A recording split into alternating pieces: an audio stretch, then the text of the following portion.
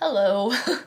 um, I'm Alexis, and I felt like I should share my ACL story with you, um, and hopefully I don't ramble to where y'all get bored.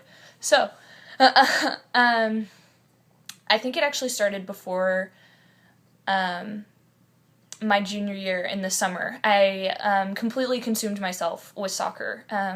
Everything that I did was for soccer and to become better and to prove that I had something, because I felt like in my junior year I would be talked to by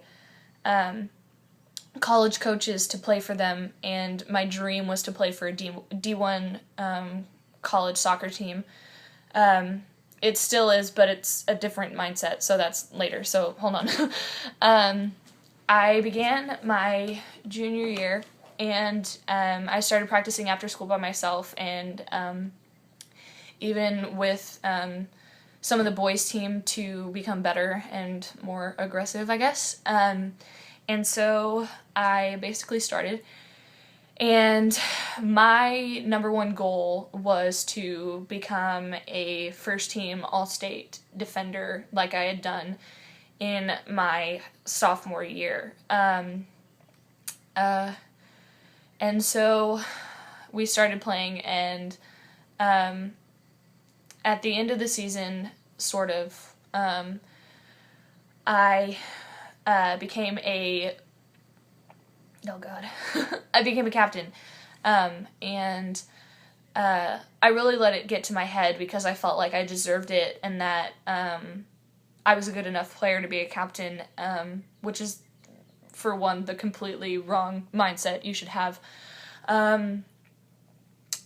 So basically, we went up to Austin, and it was my first game as a captain, and I was super excited. And 3 minutes in, I planted my right foot to pass with my left, and a girl ran through my right leg. I actually, after it happened, I couldn't remember what happened. All I remembered was a pop. And to me, pops aren't good. They shouldn't be. And my knee started bending in when I was walking, but I didn't think it was my ACL because I had seen girls tear their ACL, and they would, like, burst into tears, but I wasn't crying, so I was like, okay, can't be my ACL, no big deal. So I went off simply because of the pop and my knee bending in, and I was like, okay, that's weird. And I talked to their personal trainer at Hyde Park, and she said that she thought it was my MCL. And in your knee, you have multiple ligaments that allow it to bend, and I believe the two biggest ones are your ACL and your PCL. Your MCL is just your medial, so it can heal in like a week and a half. Okay, moving on. So after that, I went home, and my knee was getting swollen, and I was like, oh, dang it, my knee is swollen. This is not my favorite. So I iced it, and I elevated it, and my dad looked up the MCL, and it said that it would heal in a week and a half, so I was like, all right, I'll be back, no big deal. And I basically, the game was on a Friday, and my knee felt absolutely awful on the Saturday after, and I think, what was it? I think it was Sunday that I found out in the back of a car that I had a torn ACL, but they needed to see with like an x-ray like of my leg, but it was a CAT scan, so I think that's for muscles. I'm not sure. Anyway, so I got the CAT scan, and they told me it was my ACL and meniscus. My ACL was totally shattered, meaning that he explained it like my muscle had broken in half and was in like splinters all over the place because you have multiple strands of muscle. Anyway, moving on. So my meniscus was completely torn down the middle, so I needed anchors in my meniscus to heal it, And that's actually why my ACL is taking longer to heal.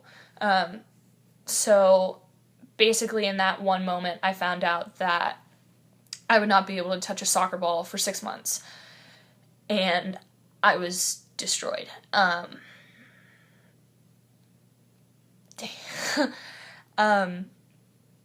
Because basically soccer was the only thing that I loved and felt legitimately good at.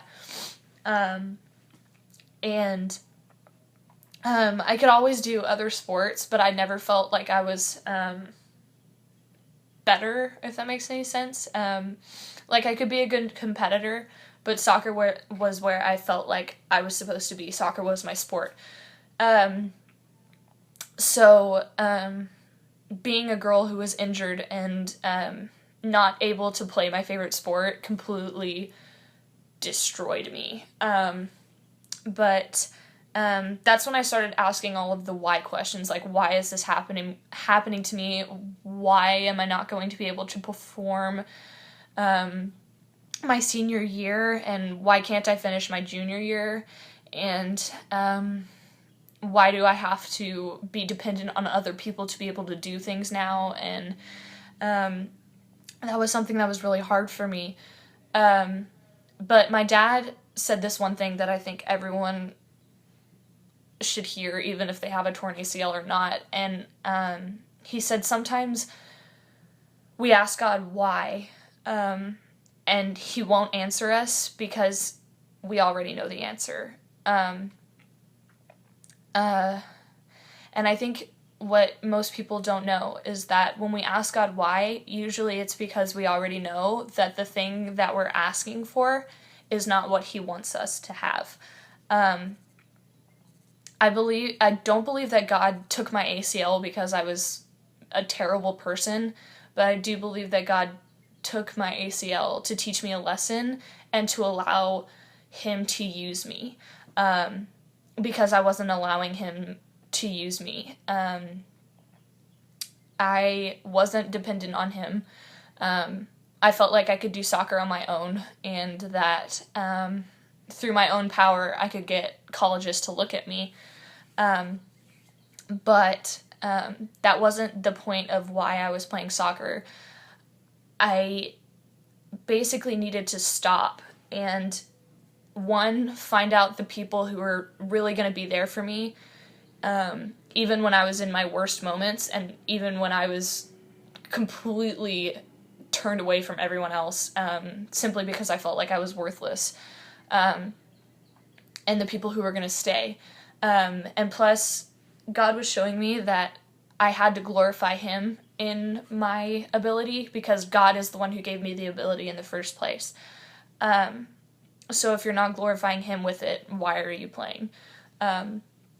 So I think that living with an ACL tear, at first it feels like it's the end of the world, simply because you consumed yourself in a world that wasn't what God wanted.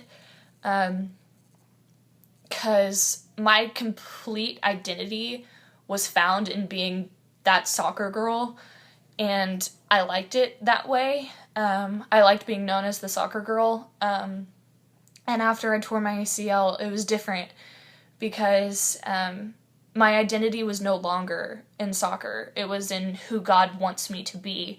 And I believe that God tore my ACL at the right time. And I do believe that my ACL tear and my meniscus tear was the biggest blessing that God has ever given me, simply because he has taught me so many lessons through it. And not one that I could say in one video. But my identity is not in soccer. It's in God and glorifying him through the gifts that he has given me. And something that really I feel like I should say is, to the people who have torn their ACL recently, don't feel like this is all over. And I know that you hear all the time that, like, it gets better or whatever. And I know that you hear that all the time, but it's true. This isn't the end unless you want it to be. And if you allow God to help you through this, you will have a recovery and you will get back. Satan uses your thoughts a lot because you feel like you're completely alone. You feel like you're worthless. You feel like you're never going to get back and that no one is ever going to see you as a good soccer player again simply because you have a brace on your leg when you're playing. But what I want to say to you is that this is not the end. You will play again if you set your mind to it.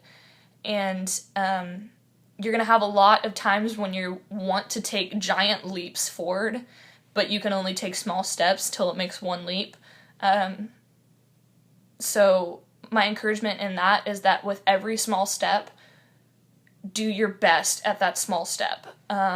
Whether that's stretch every day. Like, whether that's getting your quad back, get your quad back, but do it safely.